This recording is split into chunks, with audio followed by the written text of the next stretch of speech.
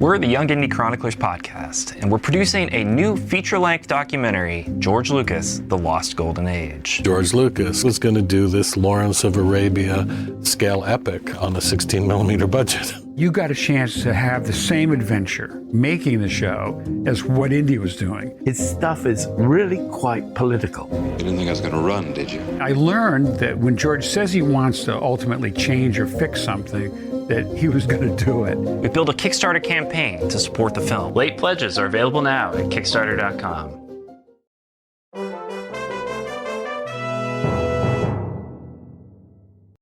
Hello there. Welcome to Force Ghost Conversations. This podcast is your home for cozy deep dives into all things Star Wars and Lucasfilm adjacent properties. This is your host, Anthony King, and each week I will be joined by fans, creators, and believers in the principles from the galaxy far, far away to discuss the thematical elements from our favorite Lucasfilm properties. And without further ado, it is time to gather around the campfire for some Force Ghost Conversations.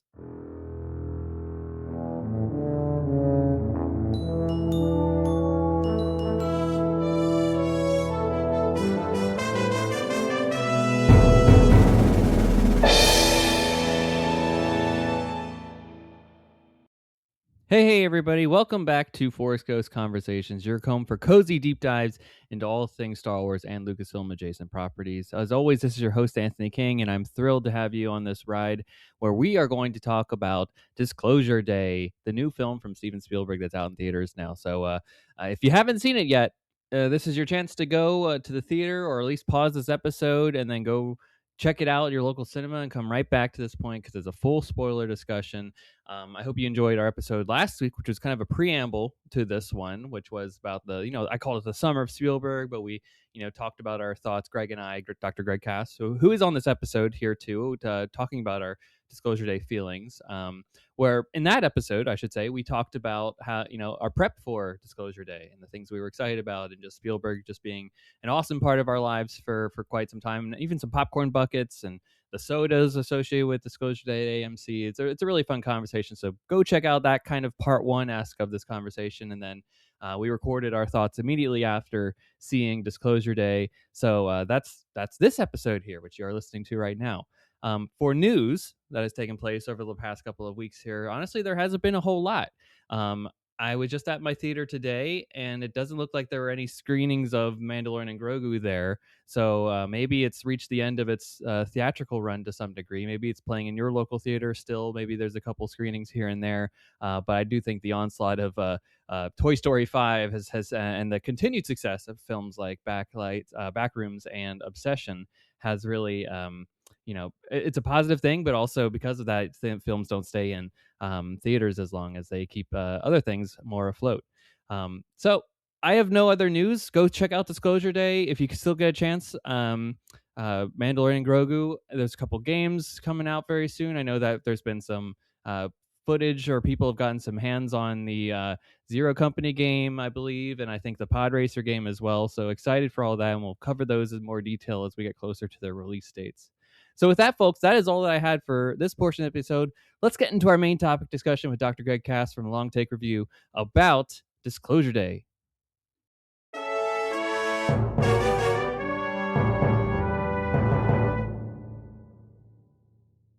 Hello there, everybody. Welcome to Force Ghost Conversations, your cozy home for deep dive discussions into all things Star Wars and Lucasfilm adjacent properties. And we're getting into that adjacent property here. I don't know if it really has any connection to Lucasfilm. Maybe ILM did some of the work on it.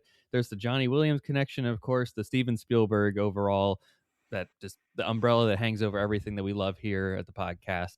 We are here to talk Disclosure Day. Now, if you listened to last week's episode, you heard us geek out about all things Spielberg in anticipation of Disclosure Day. So hopefully you saw it then, but if you didn't see it then, maybe you saw it because of our episode. And this is the episode now that's going to dive in a little further into the movie now that we've seen it and can talk some spoilers. So I've already spoiled a little bit, potentially, who might have been our guest in that last episode. Wink, wink. We might have recorded it a day later.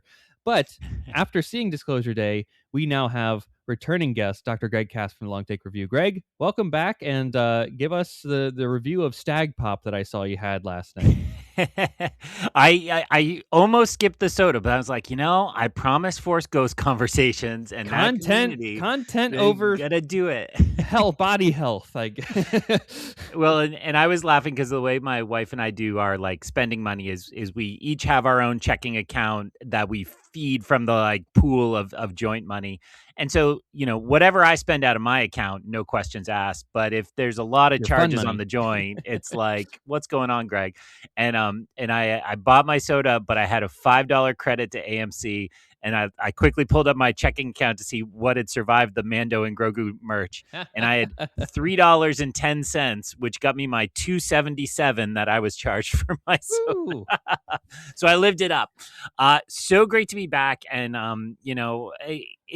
there's so many cliches I want to say to you, but like we woke up today to the world with a brand new Spielberg movie and a brand new John Williams score. And, I think there's so much to be cynical and grumpy about in today's world.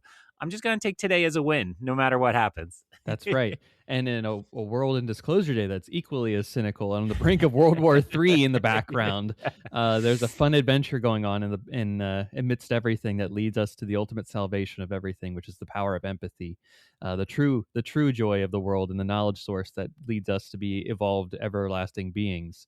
So, anywho, Stag Pop. That's the big draw here. Oh, right. So, what'd you think of it? We're burying the lead. I actually loved Stag Pop a lot more. I also think I have to amend my previous content. I stared at this soda machine for a long time, and I've changed my position, which is I said full disclosure was just it gave you one of them as a mystery. Mhm. I actually think it's its own soda now, and that's Really? because the screens at the concession stand put up just one purplish glass, and it says disclosure, full disclosure on it. So I think that's its own flavor. Meaning, and that would mean you get to the 5 they're advertising without doubling up on the 2 ginger ales, the sugar free and the Zero regular. free, yeah. So, yeah. So I thought Stag Pop was really good. I would I don't want to disclose any of the deep secrets, but I believe it's just root beer with orange flavoring in it. But I'm here for it. Good It enough. worked better for me than the full disclosure mix, which I guess is not the Sprite one. So I got another soda in my future. But You do. yeah. And good Yeah. thing you have another human going with you tonight to see That's it right. again. You can if you can splurge and both get a different soda. Mix and Or match. I also thought about if I, since I've now seen the full movie, I don't mind the bathroom break in the middle, so I can run out and refill the cup with a totally different soda if I pace myself right. So Well, that's a good question. Where would you take a bathroom break in this movie? Because I feel like that was one of the takeaways that the missus and I had, who also equally loved it, and she wants it known on the record, folks, that Mrs. Forrest Ghost Conversation said Steven Spielberg should not be making a film this good at his age and after all the films that he's made at this point in his life that is so poignant dare you, sir. To this degree. And I was like, yeah, that's the GOAT right there. That's the telltale sign of a person that over 50 years now has been making quality content and is able to still be at the top of his game with every subsequent release that he does, and has never, aside from a few that he would self-admittedly say are not his favorite, this is one of the top tier Spielberg films, I would say. So where you run into the bathroom from in this in this very important movie? It's a good question. Though I love it, I think I might go when Emily Blunt and Riot Russell are having their fight at the gas station. Because even when that scene began, you're like, okay, this scene ends with his ass being dumped here at the gas station. So now that I've seen the way they acted it and the way they built it out, I could scoot out and scoot back and not miss any of the action set pieces, which is what I really want to sit in. Tonight's screening, I'm going on IMAX tonight, so I really want to sit in that sound and with those visuals for the action sequences. So beautiful. I will say this film had a great sound mix. I noticed the surround sound probably more with this than I did with other films that I have recently. I definitely caught like the humming of like people talking in the mix, like on the screen, but like their background characters, and I heard them back here. Nice. Which I thought was good. What kind of were you on standard projection? I know you go to Regal, so it's not like a Dolby, but unfortunately, do they have their version of the that? standard they don't have a Dolby. They don't have anything like that. They just have, and this theater in particular only has RPX and 4DX, the worst of all the formats. But that's the downside to Regal Unlimited is they don't let you do the like you have access to everything at AMC, but you only get 4 a week. Whereas Yeah. I can see anything as many times as I want in a given week, as long as it's the standard projection, Sure. with nothing added onto it. Now we get discounts for all that stuff. And the other downside I would say too is that we can't reserve on the app and early without like a processing fee, which I think is Wow. really stupid. So Yeah. it's truly not like an unlimited thing. You'll pay 50 cents if you really want to. So but yeah, we usually just go to the theater and print it off and don't have to pay for it. But yeah. So I was curious, did you have any fun because I do. Do you have any fun theater experience stories to share? Because it is the summer season and kids are out. Yeah. And there's a lot of films that I think kids want to be hooligans at nowadays, that exist of the horror genre, perhaps you might say. Yeah. Any theater going experiences to note, or were they Well, very kind and good in your screening? I want to yes and Mrs. Force Ghost conversations and say like it's so great that Spielberg is this old doing this, and then the other end of the spectrum are these 20-year-olds burning up the box office, the back rooms and the obsessions, and so there were a ton of people in my theater, but I think they were headed more towards those films. I guess Scary Movie is doing pretty well too, which is absolutely atrocious as a film. So there are a lot of people Letterboxd. Yeah. So there are a lot of people in the theater, but my disclosure day, as I said last episode, it was a 9:00 p.m., 9:30 actual start, so it was pretty tame. I was laughing because, with all due respect, there were a lot of parties of one, which was what I was, like dudes my age who we all kind of sat together. I had one guy in my There's row more of us. who, yeah. Well, and I'll get to the anecdote really about that. So, but there was one guy in my row who clearly was just too cynical for this film, and so everything that happened, I just kept hearing the scoffs, like the like Of course. and I was like, you should not be here. Like I think if you know the Spielberg brand, you knew that was what we were going to get. But my favorite anecdote is, so I get out of my screening. I think it's like 11:55 or so. I had run to the men's room really quickly after said stag pop, and then I was walking through the mall, and I was like, I usually rock an audiobook in the car, but I was like, oh, let's see what's in the podcast app, and the new episode of Big Picture had already dropped, their reaction to Disclosure Day. So I was like, hell yeah, let's do it. And so I get in my car and I start my Big Picture episode. And it's the very lonely man's version of like, I get to talk to friends, the kid next to the popsicle ad, where I'm like, okay, I went by myself, so I can't talk to anybody on the ride home, but I can listen to their thoughts. And so I merge onto the highway behind a car that, takes off pretty quick and then immediately slows way, way down. I'm like, what is going on? Like, this is a 65, like, get out of my way, like, slows all the way down to 50. And so I go to make my move to get around this car. And I do the very Massachusetts thing, at least maybe you do this elsewhere, where you like want to give them the stink eye as you go by. Doing the mass hole thing? Yeah, absolutely. And so I lean to, I get safely in my lane, and then I lean to give the stink eye as I go by. And what I see is the driver is leaning onto his screen, and he is pulling up the Big Picture episode that I am listening to, because it was the big logo glowing green in his. I was like, man, is this what movies are about? Just lonely nerds going by themselves and then grabbing the podcast on the way home. And so I couldn't think of like a fun way to get his attention. And my screen doesn't show the logo, so I couldn't be like, me too, dude, or whatever. So I just went home. But that was my best story. Did you have hooligans? Oh, yes, we did. Yes, Oh, we no. did. Oh, and beyond, we had more. So when we got to the theater, because we had dinner beforehand, we were standing in line to get some popcorn. So I was like, hey, this might be the last Spielberg I get to see in a theater, the last John Williams, perhaps. I'm going to have the fun experience of all of that with this. So we're standing in line. Behind us are about 6 kids, roughly 16 in age, and they're all like asking everybody up and down the line, waiting for concessions. Are you going to Obsession? Are you going to Obsession? Are you seeing Obsession? Because they rated our film, they cannot buy the tickets themselves. So I assume a parent dropped them. I'm like, why didn't you just get a parent to come in with you and buy the tickets and Yeah. say, hey, I'm buying it on their behalf. I'm good. They're good to go kind of deal. Or do the smart thing, which is not tell people that you're doing that, and then buy tickets for like a PG-13, Yeah. whatever is out there that's available, and then Mando and sneak in, Grogu. Help those numbers a help little. those numbers out, and then sneak into the R-rated flick that you can't, and then do your hooliganism from there. So I think the staff caught on to that, as they were very loudly and proudly about it. So we got our stuff and go in, and unfortunately there was the other side of this too, where we have assigned seats, as I assume yours does too, which I hate, by the way. We have the 2 seats assigned. A guy already took our seat, and I was like, I don't want to be that guy today. The trailer's already running. Like, it's already dark. Let's pull up the app and see if anybody bought these 2 seats over here. Nope. Okay, we're good. Let's just sit there and have a good time. It's the same row. No big deal. Just before maybe 10 minutes after the movie starts, the whole group of kids come storming in, and they go to the front row, and boy, are they just loud. Not even. I'm like, what are people even? We need some decorum in movie theaters.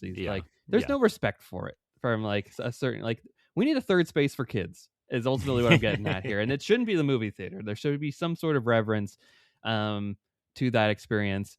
There is a giving up of some of your rights, so to speak, when you attend these public spaces, right? It's the public health kind of aspect of things. It's like, I am giving up a little bit of my independence and freedom so that everybody can have an equally enjoyable time. The social contract that we all sign theoretically when going to a certain type of event, whether it's a baseball game or going to school, right? There are things that you give up in order to have that experience in a shared community. So we're losing a little bit of that as since the pandemic, I would say. So yes, definitely a bunch of kids. The Regal staff was fantastic and came in and out to like, hey, you cool it down. They gave them the 2 warnings, and then I saw a lifetime ban handed out to these kids. Love it. Which I think was great. I almost applauded them as I'm like still trying to keep track of what's going on in disclosure it's so day. hard when that's going on and you can't. Yeah. Agreed. So that is happening. Meanwhile, gentleman that took our seat, as soon as the movie starts, is out cold. He is asleep, and then as the first cardinal comes in and greets Emily Blunt, and that sequence that really just gets everything going for Disclosure Day, he is snoring. And it is one of the loudest snores I think I've ever heard in my life. And it's a quiet moment, and he's just going. And you know what the interesting thing, folks, is usually when people are snoring, they have their mouth open. Like that's how the snoring effect works. Fully closed mouth. And he's doing it through his nose. And I don't know how this is possible. I was amazed. I wasn't even upset at this point. I'm just like, this is an engineering feat. How do I abruptly wake this man up so that I stop him from snoring the whole time? But I didn't. And he eventually woke himself up with all the loudness that will happen later in this movie. But yeah, that was my theater experience. So really, everything got settled halfway through this movie, arguably when Daniel and Margaret meet each other. So like, I don't know if that's the halfway point, but that's really like, you could say like, all right, this film starts kicking into motion, and gets things grooving here. So that was my theater experience. Less stag pop, more kids being hooligans. And like, how do we solve this? Where the malls are closing down, the movie theaters, like you're paying to get a ticket into this thing. Do we need to be more unkind as people and shush and and be more Karens in the society? What do you think on that one? I also just I think we're primed for the return of arcades, right? Like if we could dial back the price of like $5 a claw machine round, to like, de-inflate those numbers. Yeah, there's no way, like, you could really draw, like you're saying, kids love their screens, they love the video games, like, pull them in and get them playing all that stuff or just being hooligans over there, right? Like, I think my high school years, and I'm from a pretty rural area, it was the bowling alley, right? And we would play our 2 rounds, but then we would be idiots over at the snack bar. They had an arcade typically too, and yep, or in the arcade, and it's like, it padded out a night and made it affordable. I mean, our bowling seemed astronomical back then, but I'm sure none of us paid more than $10 a head for shoes and bowling. So, it's all kind of silly, but it does. I'm sorry, by which I mean I feel like I'm an old man yelling at the cloud. But I agree that I have now famously shared on a couple podcasts. I keep getting fire alarms in mine, and it's because the kids are looking for someplace to smoke pot, and they go to the back of the movie theater, light up.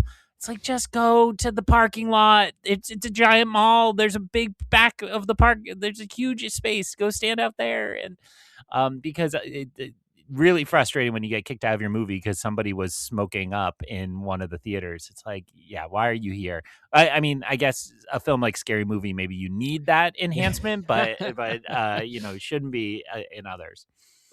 No, or just do gummies. What year is it? Yeah. Anyway, well, sorry. Can the kids afford those? I don't know.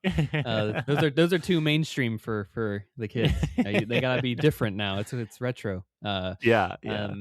Are the teen takeovers happening up in your neck of the woods?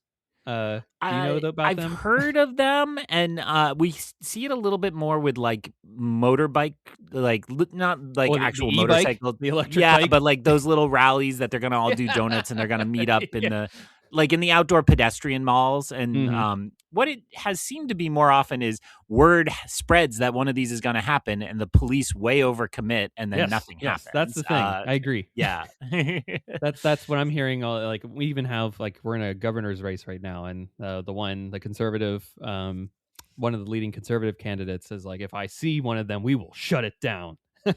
I'm like, oh yeah, that's how you stop teens from. Yeah, you're squeezing the toothpaste tube, and you're just gonna explode it somewhere else.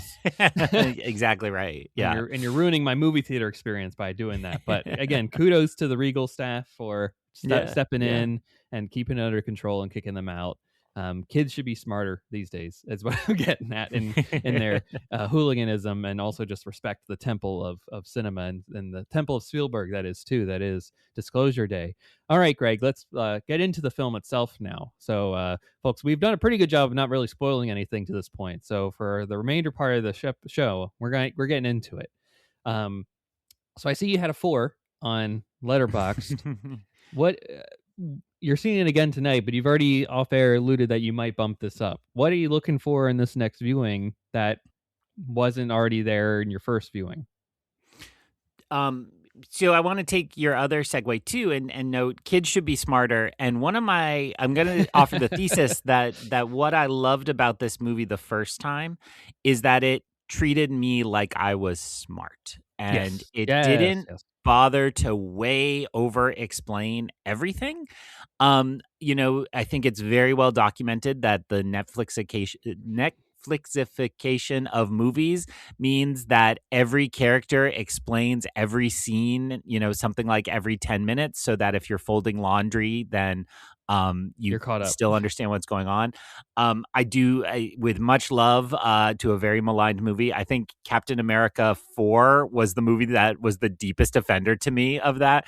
Every time we cut to a characters, they'd be like, oh, here we are in this truck headed to the fort to get the Gleep Glorp to blah blah blah, and it's like, so this movie treated me like I was smart, which is why I think it's going to reward a second viewing tonight, because I don't have all the puzzle box features figured out. I don't understand all the dynamics.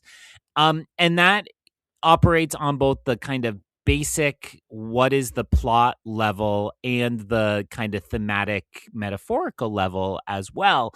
And, I totally understand that for some people that might sound like a flaw in the screenplay, but it's not. I mean, that to me is also Close Encounters of the Third Kind, right?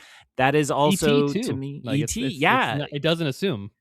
Why was E.T. there? Why did they come back? Where did they go? Like, they don't care to tell you that, and they let you fill in the blanks as a part of that. So, so I had a really, really good time. I am trying to be more cynical on my Letterboxd this year, just so everybody knows. I had like 5-star movies by like April last year, so I was like, okay, I gotta curve the thing a little more, so that I have room to really differentiate. I liken it. I have the pleasure of writing a lot of college recommendations, and there's this thing called the college or the Common app, right, which is the one app you fill. And the Common App now, I'm not going to get this exactly right, but for like, it's like, how would you rank this student's maturity? And it's like poor, average, good, great, above average, one of the best in the room, of a caliber I have encountered rarely in my career. There's like 5 levels of great, and I'm like, what are we doing? And that's how I feel Pulling about hairs. Letterboxd sometimes. That it's like we've so over exaggerated the fact that saying like above average is a compliment, right? Like so I offer 4 stars as a compliment, and I have hit 5 stars once this year already, but I'm trying to use it sparingly. But I do think this is I actually really toggled between 4 and 4.5. And as I start to look at it, I think it's going to go up a little bit more. What I like about this, I absolutely love just how Spielbergian it is.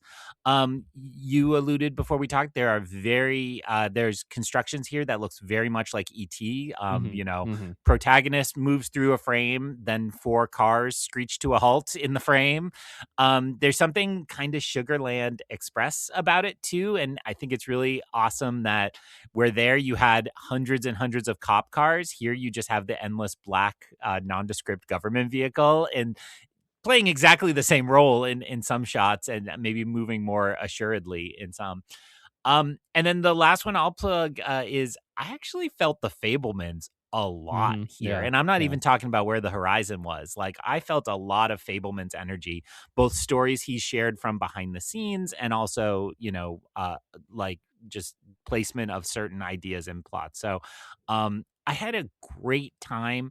I want to fully believe this is like the absolute grand slam of a master at the end of his career. I'm not there yet, but I do think that this will eventually land at least in the upper middle tier of Spielberg, which is a huge compliment in itself. Hey. And it might even reach the bottom of that upper tier. I'm excited to hear. But it sounded like you were a little higher already than me. So I want to hear your thoughts in general. Oh, and a half-hour car ride home of nothing but geeking and enjoying this movie and celebrating and singing its praises. We absolutely loved it. Just there was that moment where Margaret and Daniel are just like, wow, and that was us basically. Again, also you were saying the Fablemans, when they recreated the house of her child home experience to work through the trauma of that night again. I was like, oh, little Sammy Fableman would like this.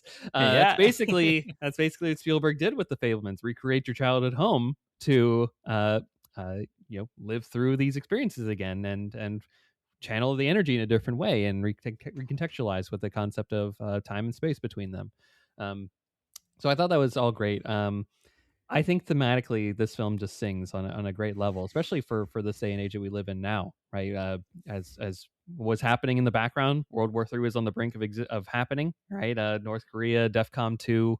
It's very subtle, but it's out there, and I think that the way that they were able to infuse and imbibe this alien story, this extraterrestrial announcement, right? And both that, but the idea of what does the aliens teach us? Because this is the 4th time, you could say arguably, that Spielberg has delved into the extraterrestrial topic, right? With the Close Encounters, E.T., Indiana Jones, the Kingdom of the Crystal Skull, interdimensional beings, quote unquote, and technically Disclosure Day now too. So what else does he add to that mix from there? And if you look at Close Encounters as being the story about the cost of creative endeavors, the loss that comes from that and the disruption of a family because of creativity. If you're looking at E.T. as the story of healing a child after divorce, and you're looking at Kingdom of the Crystal Skull as knowledge is the ultimate power in the universe, this is saying instead that empathy is actually the greatest power in the universe. So that's a maturity of Spielberg going from like, all right, where am I at in this point in life? And I'm at the end of my life, kind of now, or towards the end, and I might not make any more of these films. What do I want to say with this movie? And that's it. I imbibe these two people with the power of Margaret and Daniel, with the power of communicating, to understand and communicate across the world, whether it's the universal language of math or whether it's the universal language of going into the person's soul and picking out the things.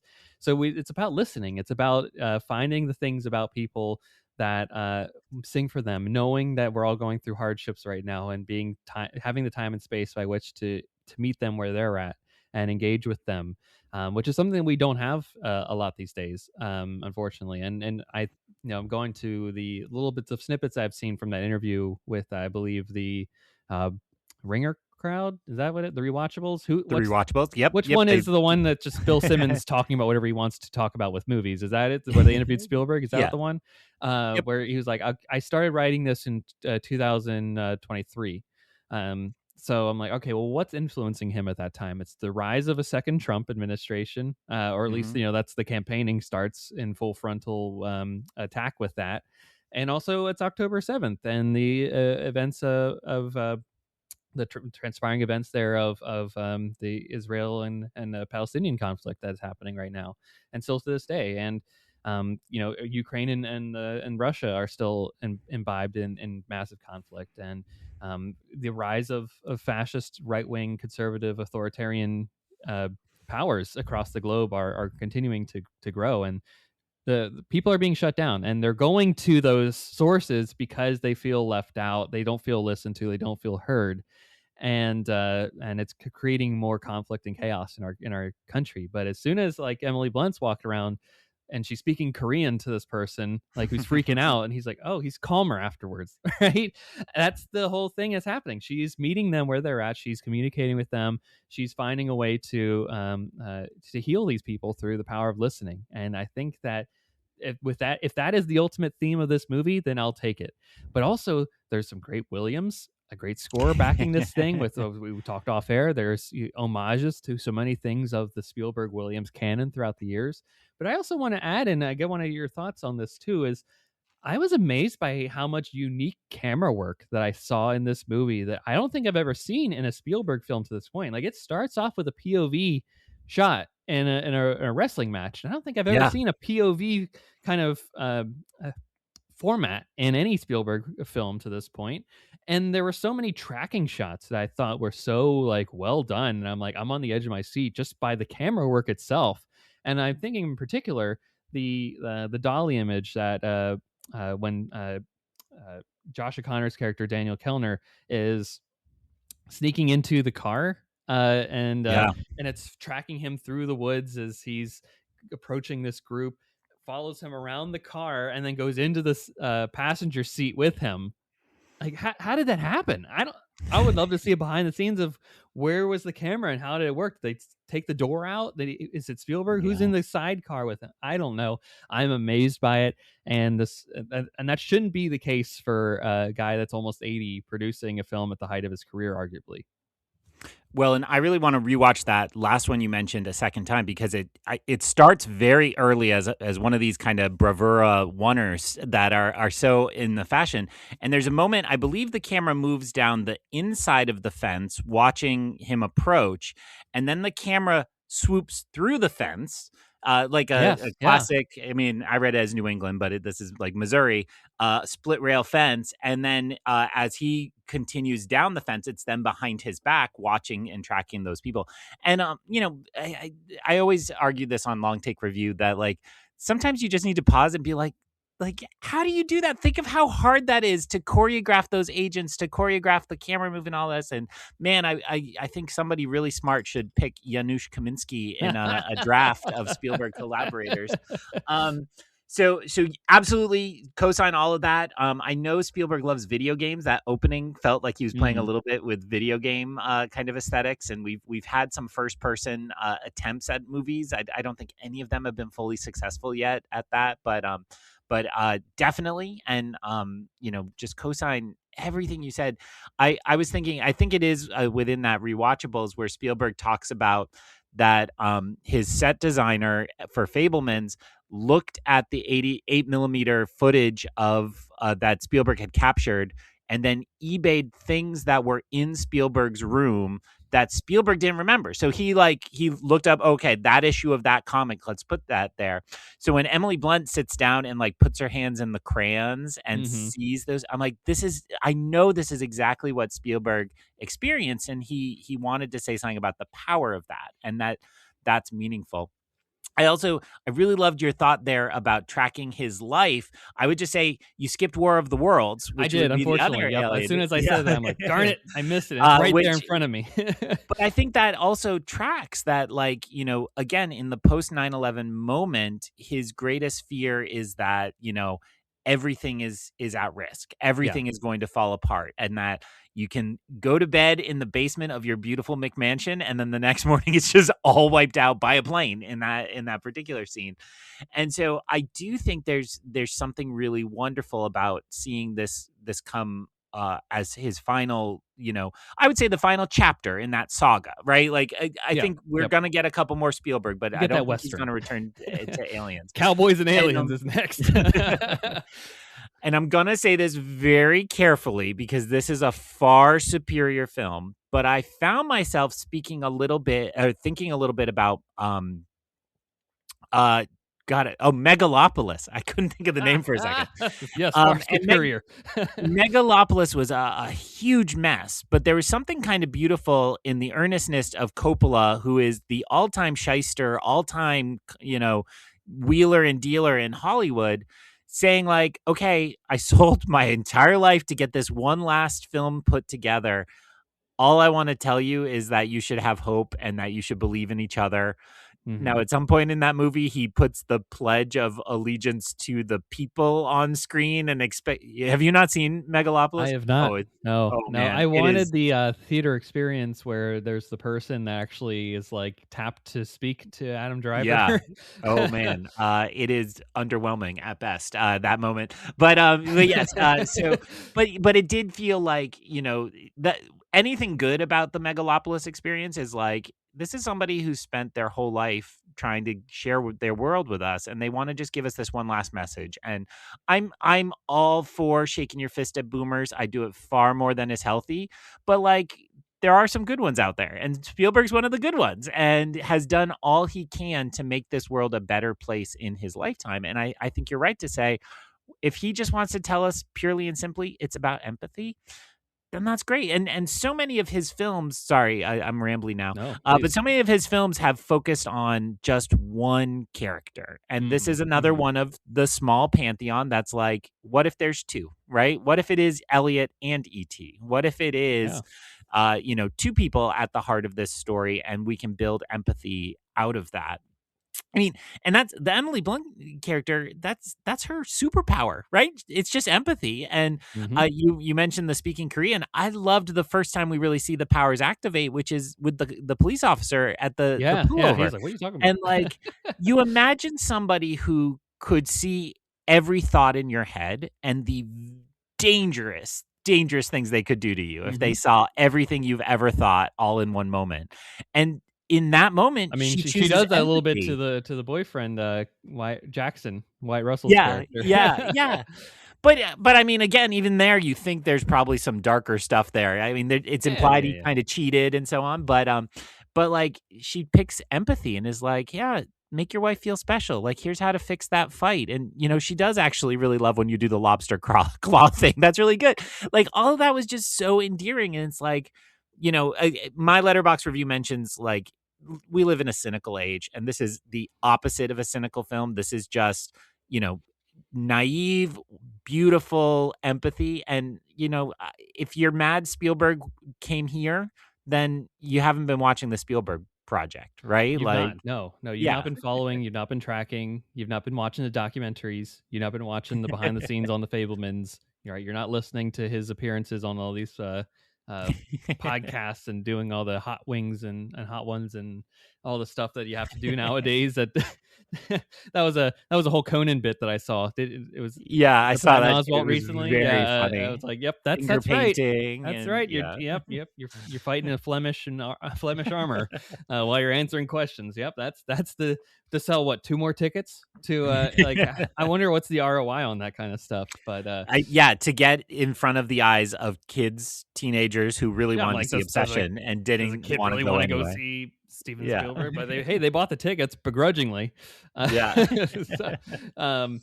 I think this film is just yes-anding everything as you said there. This is I think it's going to be one of those that sits with people for a while. I mean, I'm still buzzing about it almost 12 hours later from seeing it. And I liked that there was just something, a little bit of everything for everybody here. There was um, I would say the villains of this are pretty good, right? Like Yeah. the Wardex group are just as maniacally government organization that you need it to be a foil to the they said unstoppable, right? I did love when they were like, oh, she can connect with people, like what's her whatever they say or something like that, and he's like, she's unstoppable. Like, yeah, that's the thesis right there. With empathy, you are unstoppable. Yeah. If you can communicate to people, if you can listen to them, if they can feel heard and engaged with, like that, hey, you're solve the world's problems that she does. And successfully or unsuccessfully, I would say that is very much in line with Ready Player One, right? Like I was Yeah. getting Colin Firth is great in this, and I was getting overtones of Ben Mendelsohn's director Never Krennic-esque forget. villain in Ready Player One, which again is a film flawed, but Whoa, not as whoa, now. should not be as maligned as it is my position on Ready Player You One. will watch it until it's a 5 stars.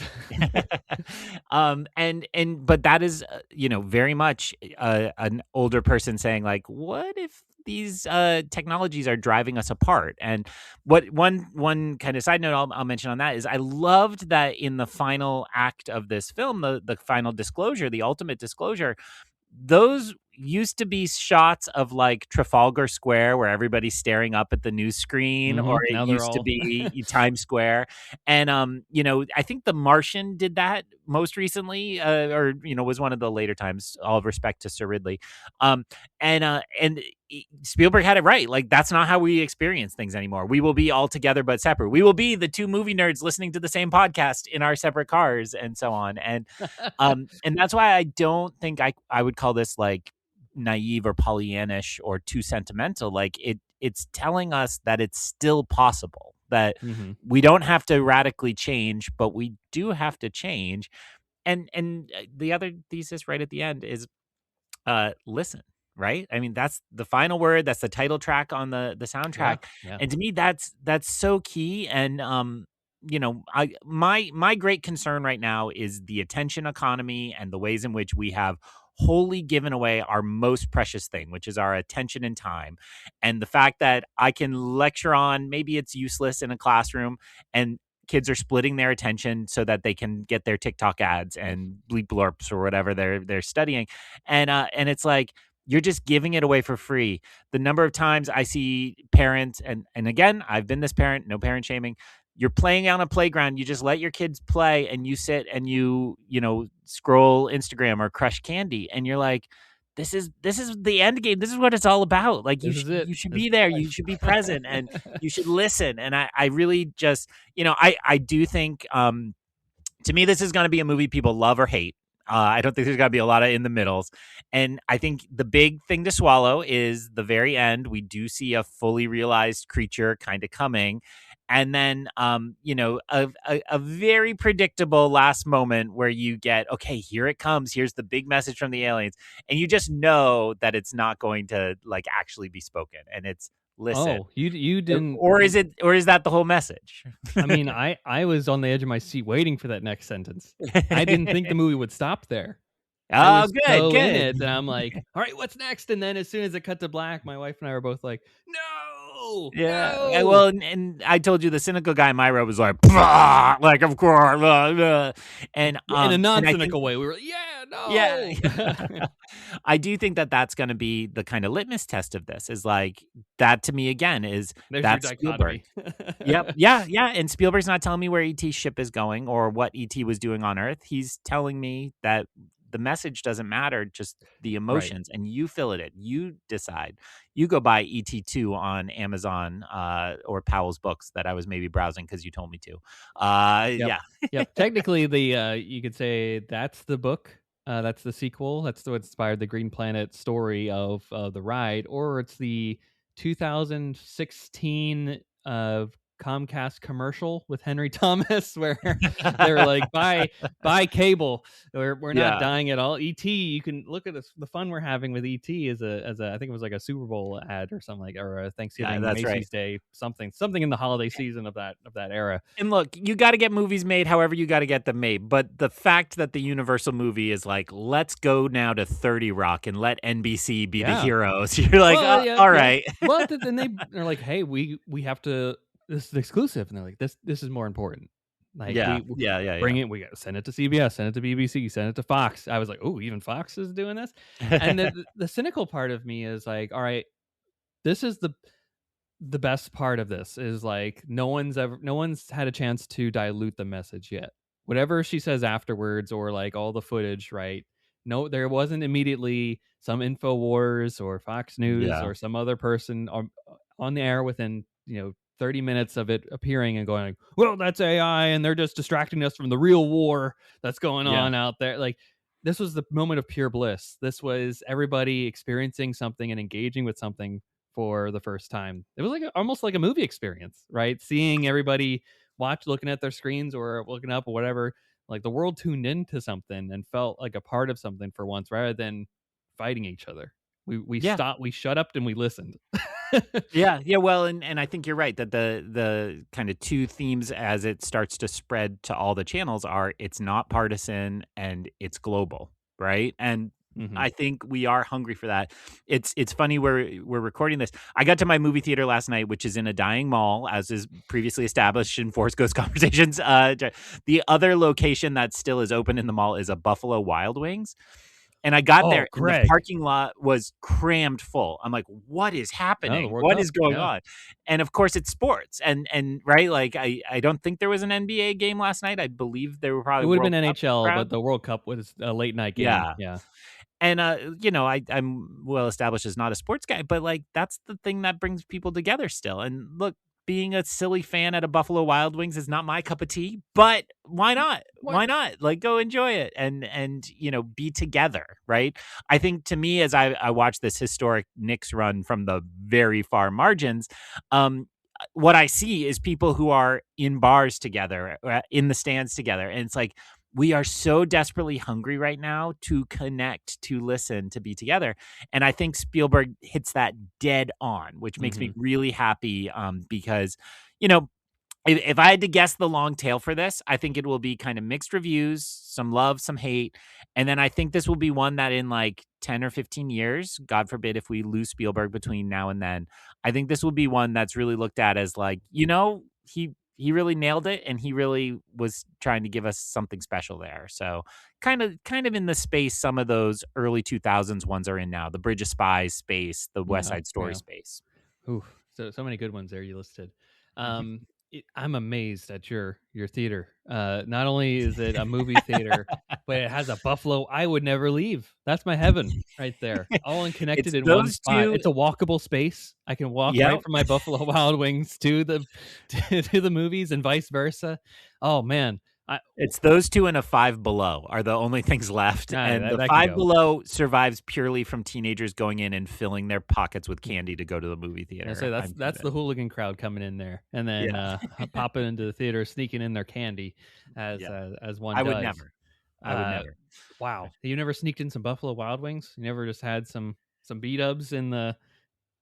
wore a hoodie and put in some B-dubs and like I can sniff it on you, but it's the disgruntled teenage crowd that's and there's also a Panera across the parking lot, and I've just seen people walk in with the full takeout bag from Panera. Yeah, it's like you're not even our sneaking it in, Regal, and they didn't care, but now this one they check your bags intensely, and we're like, oh, it's the no, worst. we used to bring in full like Chick-fil-A and Jimmy John's and whatever like we had available to us, and I'm for it because like does it really hurt? And I want a good meal. The really good IMAX theater at the furniture store near here, which is the gold standard for Boston film going experiences, they are connected to a Fuddruckers and they don't care. So they all are managed the same way. So you can get your giant cheeseburger and your milkshake. Exists? And yes, barely, but it does there. And you can walk in. And man, do you never feel happier / sadder than sitting in the back of an IMAX theater with like a full Fuddruckers meal on your lap? And that's just a big burger. It's It is, and you're like disgusting, and you're like, I yeah. should really wash my hands, but I can't because, yeah, it's beautiful. Is that the burger you talk about when you're like, I'm getting a burger and then hopping into the theater? Ideally, Five Guys is a little closer. So Okay. to the well, so the really good IMAX is not on my membership plan. So I reserve Mm. that for like Special the Dune endeavors. 3s, the Odysseys, Project Hail Mary, like something that you're like, I gotta see the absolute best Mhm. quality. And I love this movie a lot. I don't think this is gonna gain too much off of the kind of Dolby IMAX I level. don't know, So Greg. we'll Maybe. only see it, maybe see, you know, Seeing it I'm not tonight, opposed you could to be changed. You could be it. you can be changed by the power of listening. And then say, I need to see it again in the biggest theater with my Fuddruckers. Take the That's whole true. family out, get a bison burger at Fuddruckers, splurge on that thing, and then enjoy. Yeah. Something I thought was really well done in this movie too was there's with the empathy comes forgiveness. Like Mhm.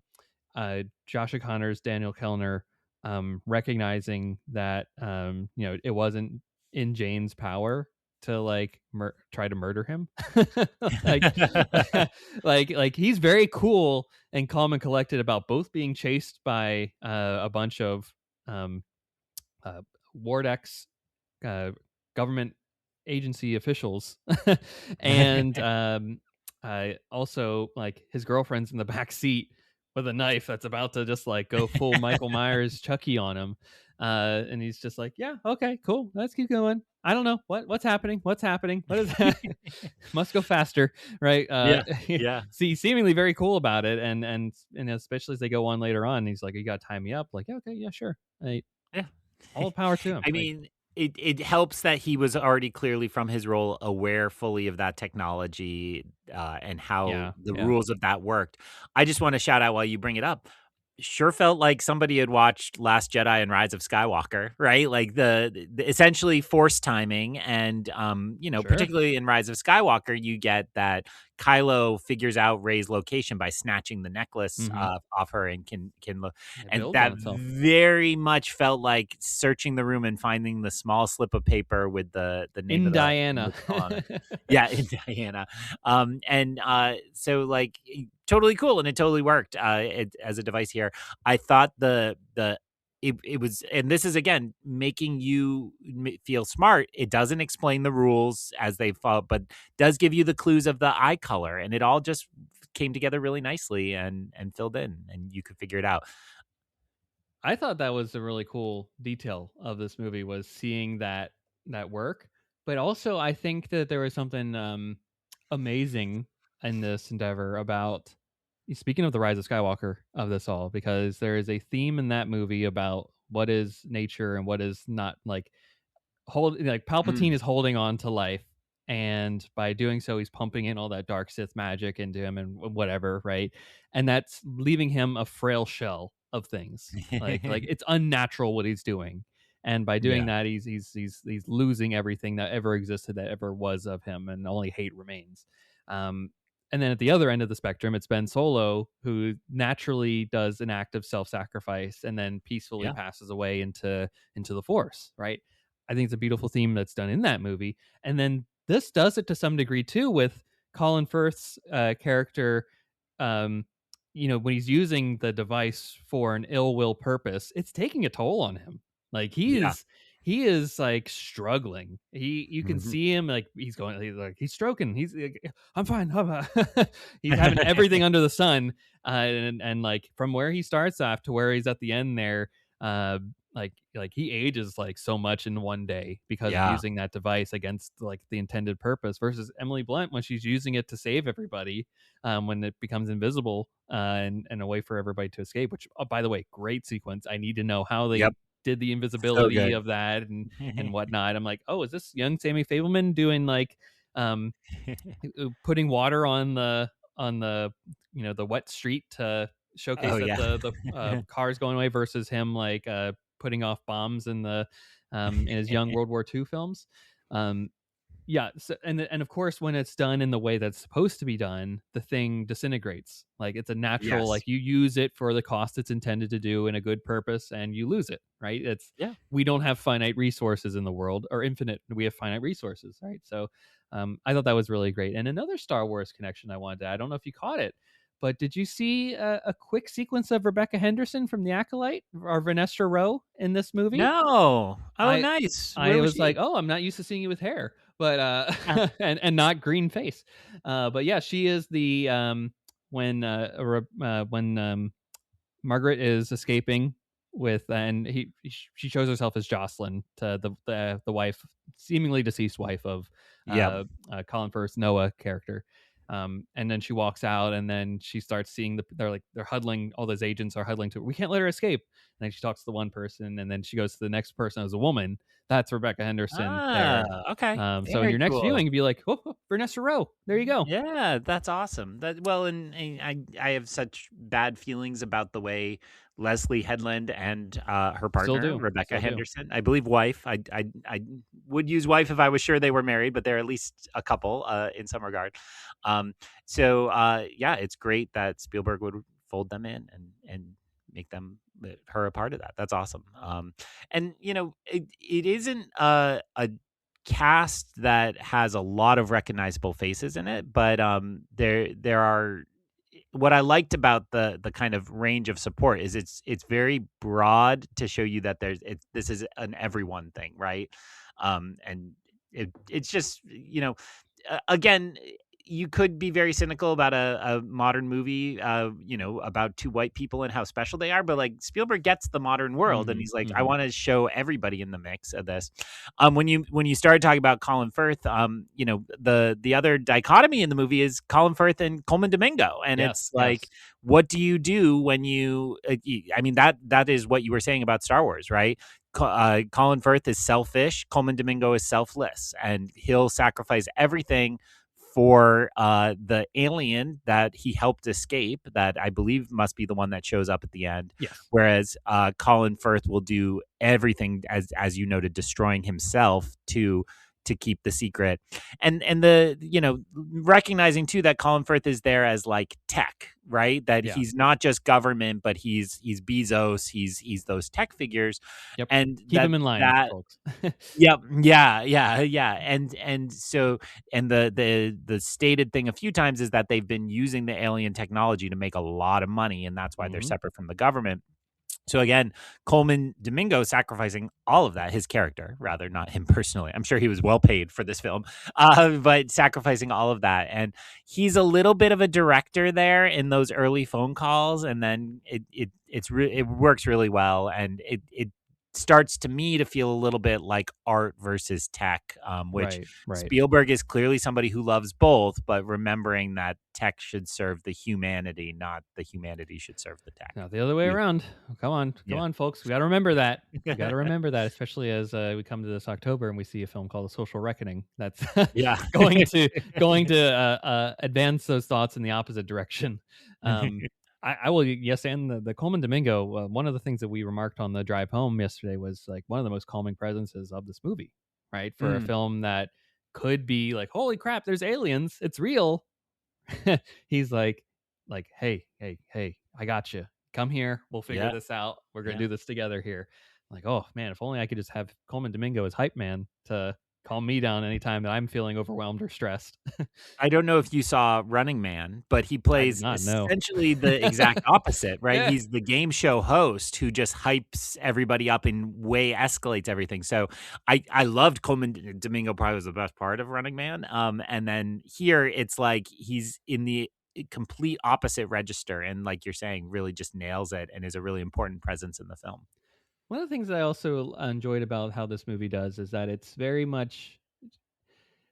I wonder what the if I'm getting at the right word here is, but I'm thinking like it's non it's non pushy about like it certainly has a message, but it's respectful to people that they are like I'm thinking about the religious angle of this thing, which they have that Mm. wonderful scene with the nunnery, and especially when Jane's calling to be like, hey, like like how this is Jane is freaked out by that, and she's a very important voice in this movie in the fact that she's like, hey, if people find out about, like, we are living on a fragile ecosystem already of the Yeah. world, and so much of it is wrapped up in religious values, and if we realize that we're not alone on this planet, like, it's a paradigm shift. We are like, who knows what, like, we're already on the brink of a World War III. What is mutually assured destruction is already keeping us very very thinly on God's green earth here.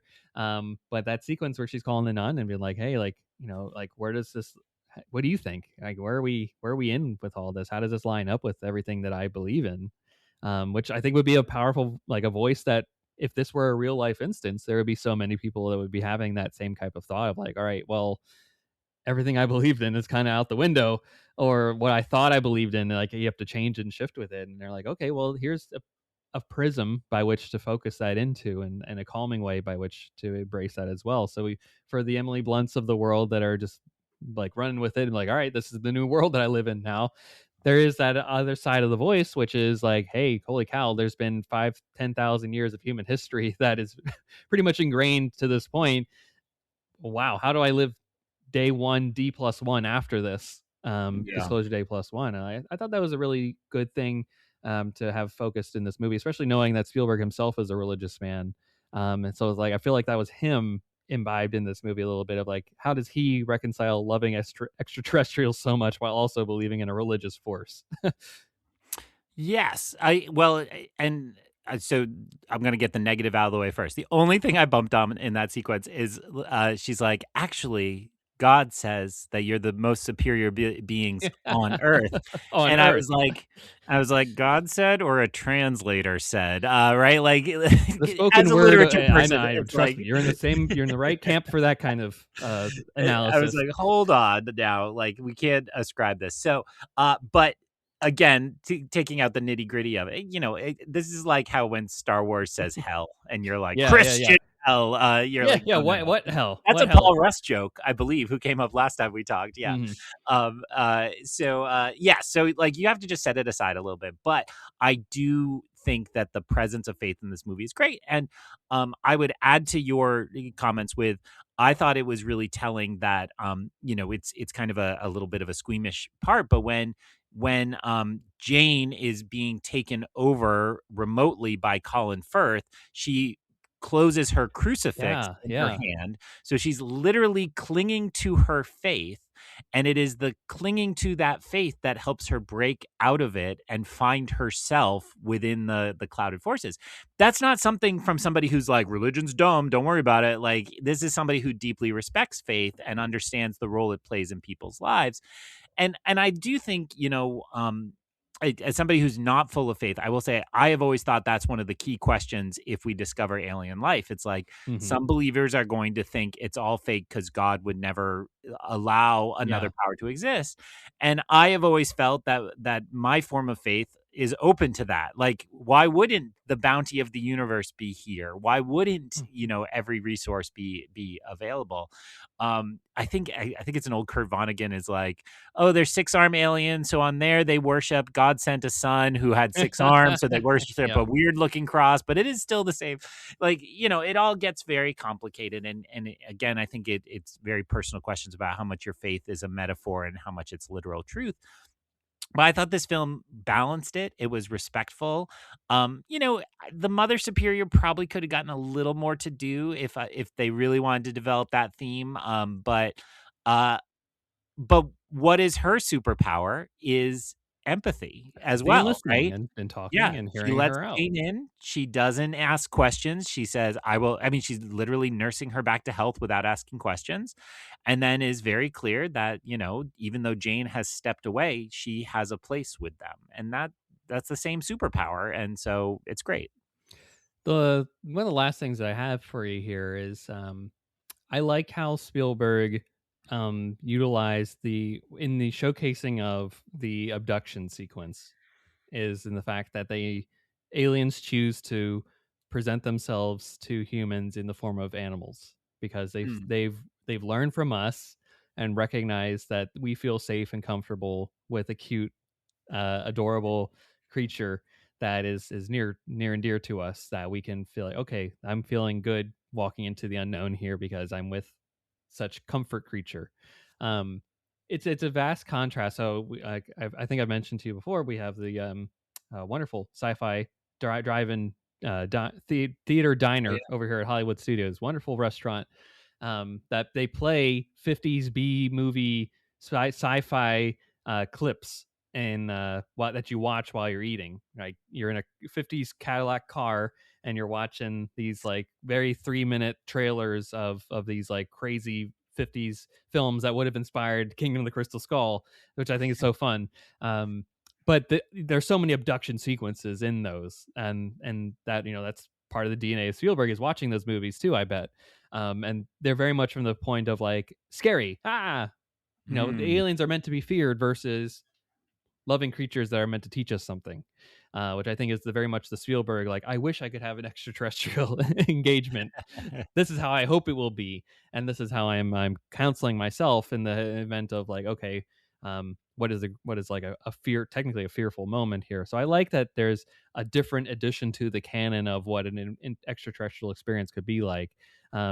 If you're abducted and then you have these things probed into your mind, like theoretically those are terrifying concepts that are done so eloquently in this. Plus you had the John Williams beautiful score at the same time behind it, and it just makes for a very nice engagement of this movie here, which I think was another thing that he wanted to get across here.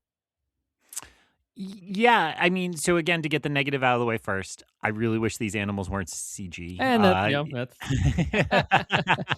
I the like, stag especially. yeah, they just, from the second I see a CG animal, I never find them convincing. And I say that, you know, I love Last Jedi, but I feel that way about the The Volpex. Yep. Yeah. Well, and then you're safe on this podcast to divulge about a certain CGI dog that never existed. Oh yes. Every time Supergirl is on every movie I go see, and like they already kind of slapped Millie Alcock on the wrist to be like, don't say there was no dog on set, like pretend crypto is real. I'm like, we all know this is a dumb fake dog. So thank you. But so I will say that, like, I wish they were real animals. I understand why that if you need an animal to do a performance, that's a million times more difficult, and so on. So but I do like that idea. I actually kind of also read it as like trial and error, like some of those early film clips. I know, you know, the Roswell footage is a crash and such, but then it's almost like, you know, you see some encounters in the disclosed materials, and I like to think like the aliens were watching us and they figured out like, oh, they are really freaked out when we show up like this. And you know, again, there's those couple. Actually, it's a very Last Jedi moment where the little girl version of Morgan is being led into the house, and you see the footprints are the alien Yeah. footprints. So, okay, if you want to justify the dodgy CG, it's because it's the alien putting that image in your It's a mind, mask. and Yeah. it's the best it can do to render a version of that. I mean, it's also Sure. that's Last Jedi too. Maybe this is just Spielberg's It's Last Spielberg's Jedi, Last or Jedi. yeah, You know, it could be yeah. controversial just like it, and it's him saying, "Hey, I got something to say." Take There's it a away. creepy guy in a chair at one point too. Man, we're getting there. But I do like it as a concept. The footprints moment. You know, the old Christian poem where, you know, you see the footprints in the sand, and it's like, Lord, Mhm. why, when in the hardest parts of my life are there only one? Why did you forsake me? I was thinking like, why in the hardest points of my life were there little alien bird footprints, Lord? It works. It's a really great idea, and again, because you also see the sequences where Emily Blunt appears as people's memories, you kind of get that idea that Mhm. this is not actually the literal truth. This is just the way they can impact our psyche in some way, our perception. Unstoppable is what we Yeah. get that there. I do want to add one last bit here too, is how well, like, we see torture of aliens in this movie, Yeah. and like I feel like for them, like no one, like they don't deserve that. And for something that I've never seen before in my life, I don't know if they exist or not. Like the personification of feeling for something that isn't real, or if it does, it might not look like that. Right? We're Yeah. basing it off of some 1950s concept of what the alien is. Um, yeah, that's empathy right there, is to feel for something that I have no connection to whatsoever beyond my inner circle. And that's the inciting incident of Josh O'Connor's character. That's what pushed him Mhm. over the line and got him, It radicalized um, him. yeah, it reminds me Michael Moore's first documentary, Roger and Me. There's a scene, brutal scene, where a woman who is essentially starving because she's so poor in Flint kills a rabbit on screen and then starts skinning it to eat the rabbit. And then everybody wrote letters to Michael Moore about how awful this was and how could you? And he's like, watch the movie again. In the next scene, an innocent man is shot and killed, and nobody's ever written to me about that. And so there is something in which we react to the animals. And it's something like you said, the innocence of it, that Yeah. they don't deserve that. Not that a police killing or whatever the circumstance of No, that is deserved we have either. different, as a society, global society, values of we value animals more than people sometimes. Yeah, it's horrible, but kudos to Steven Spielberg for putting a mirror up to it and saying like, yeah, it's also like, how could you monitor all human communication and not be like, they're like really into cats and weird little foxes and red pandas and sea otters or whatever, right? Like you would just go to Mhm, the animals. mhm. Totally. Yeah, this is disclosure day, everybody. Did you when they said full disclosure in the movie, were you like, up, Leo, there it is. They got the soda right there. Yeah, and then they put up the Chiron just in case you missed it, like disclosure day. It's funny With a because QR code to go to the snack bar and get. It's funny that like a month or so ago, I started hearing in the anticipation of this movie a lot of complaints about the title. And I do follow somebody on Letterboxd that renames every single movie he watches, and he's never done a good one. Like but I can't think of a better title for this. But I see a little bit Aliens of exist. why. Yeah, like believe. I don't know. Listen. Yeah. Dot. Like Listen, that wouldn't sell although tickets though. I don't think yeah, any of and you those wouldn't would wanna be spoil like, that last movie moment. Yeah, well, in the search engine optimization, the SEO, right? Like, you gotta have something like They disclosure wanted the thing. D-Day of it, with Oh, yeah. D-Day also being last week, the Yeah, anniversary of good it. point. So it is whenever there is a disclosure day of some sort, like there is a before and an after. Hey, this is Yeah, the day afterwards. It's D+1. It's D+2, whatever. It's a true and paradigm shift in the thinking of the world. and I assume full disclosure has been used before by I bet. many That movies. sounds like some terrible early 90s action film that missed the boat of the 80s action sequences. It's probably Steven Seagal in it. You're so close. 2001, Darn it. currently available on Tubi, Roku channel, Plex, and YouTube for free. So I Ooh, think those are the that's places. the That sounds like Cruel quality. Jaws. That's like where can you find Cruel Tubi, Plex, YouTube? Well, Greg, this has been a fantastic look at Disclosure Day. Any final thoughts before we wrap up our conversation here about it? I go to the movies all the time. This is like my bread and butter. And, I'm not here at the 5-star Grand Slam level, as I said, but this is well worth people's time and money. I don't think you'd be upset if you threw your $20 ticket. Why am I endorsing that after all the spoilers? I mean, clearly the people still listening are there, but like, it is cliche at this point to say like it's a pleasure to be alive at this moment, but like that our lives got to be a part and have Spielberg in them means so much to me. And I think some young folks will write this off as just like millennial nostalgia, but like, oh well. Oh I'll well, take it. indeed. Yeah, How I'll dare I'll we? take it. I had a great time, and if it's just fan service, then I'm a fan who has been serviced. So I am very, very happy and very satisfied. If this had been a megalopolis, my heart would have been broken, and this is nowhere near a megalopolis. Well, Megalopolis didn't get sodas for it, as far as I understand. It didn't get a full run at the AMC of soda machines. Do you think Spielberg tried all of them? Do you think he was like the final say of like these are good to go? No, I think they're probably pretty separate from Spielberg. I'd love to believe he designed the popcorn containers, but I also think I was very rude to Anthony a moment ago, and I looked down at my phone because I got a text message, and so breaking news live from Greg's mom in rural Maine. just saw a story about fancy, quote, popcorn vessels, which are evidently quite a thing. Have you ever seen any in your movie viewing adventures? Which, if anybody was wondering if my mom keeps up with my podcasting, doesn't. that answers that. But I love it, and that means there was a Today Show segment on them this morning. I 100% guarantee it. So The fact that she called them popcorn vessels. We are no longer calling them popcorn buckets. Your mom Nope, they're has just changed the vessels. game. They're vessels now. They're vessels of distributing popcorn. I love you, Mom. I love movies only because my mom and dad kept my Indiana Jones videotapes around the house. So I owe everything to her, and I love the naivete of believing I'm not somebody who has spent hundreds of hours talking about those popcorn vessels, Hundreds of hours talking about them, seeing them, buying them. buying them. You've got one behind you.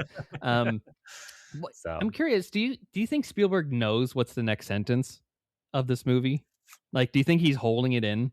Like he knows, and he's just like, I get it, it's not the point of the that's movie. a good question. But do you think write the do you think him or David Koepp is like, I know exactly the next sentence that they've got? Like, they had to have planned it out in their head. Here's my thought. I think they both know, and it's different. I think they each wrote one. Yeah, and I agree. They just left it be and said it's not for them. This one's for us, and everybody gets to write their own. So It'll be that's on my their guess. gravestone when they pass. That's the last parting gift that they have, is the next sentence about, listen, hey, aliens are real. God, clearly, tell. Look at this. They want to be our friends. They're not here to engage in war and conflict. They're meant to steward it. Again, it would have just taken away from the movie, right? It's like, if you add more talking at the end of Close Encounters, right, you're diluting it. You're losing the value of the awe and admonishment of astonishing wonder that you're seeing.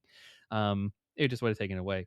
All right, Greg, before we sign off here, and you can plug this stuff, do you have an impression of the alien language to share with everybody? As famously happened at the end of our Spielberg draft, we had PT do what we had heard him do before, and it was horrifying to look at. I don't know. I don't know what he was doing with his throat and his teeth, but I mean, I think if I try, it'll sound like a dolphin, right? Like, like I don't think I get those glottal stops that are in some African languages have always fascinated me, and I wish I could do them. But I look, there's people out there that have like learned the Geonosian language, like Pago the Lesser, sure, and it pretty mimics close. that.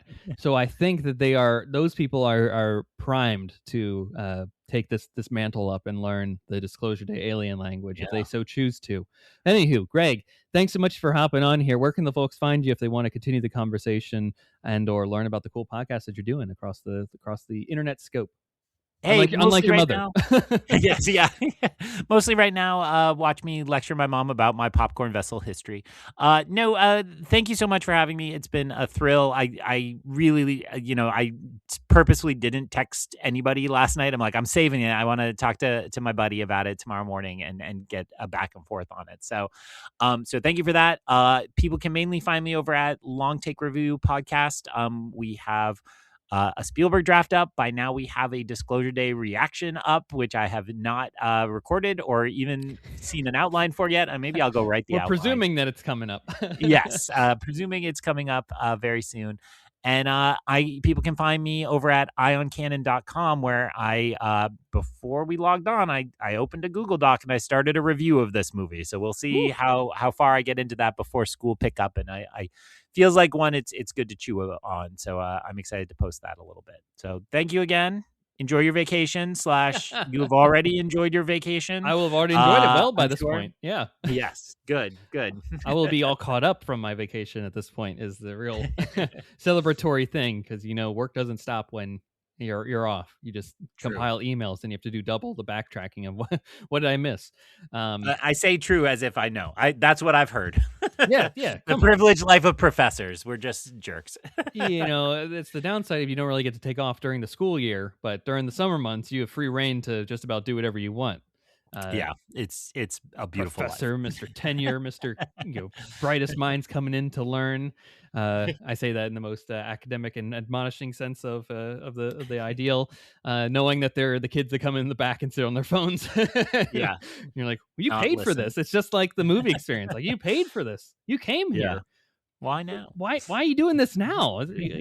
I'm sure they're, like in my day, they were saying like, if you miss a class, this is the cost of it, right? It's like $98 or whatever it was per class if you skipped or whatever. But there's also that degree of if you show up to the class and you don't pay attention, you don't engage with it, and you're just like, well, you also threw away $98 and an hour because you chose not to be there, and you lost time where you could have, if you just didn't show up, you would have gained that hour back doing whatever you wanted. Free will, man. Anywho, folks, thank you for listening to our Disclosure Day discussion here. Look forward to what we have next week. I don't know. Who knows what's happening in a couple weeks from now as we pre-recorded this episode. So be on the lookout for whatever's coming out next week. And until then, may the force be with you. Take care.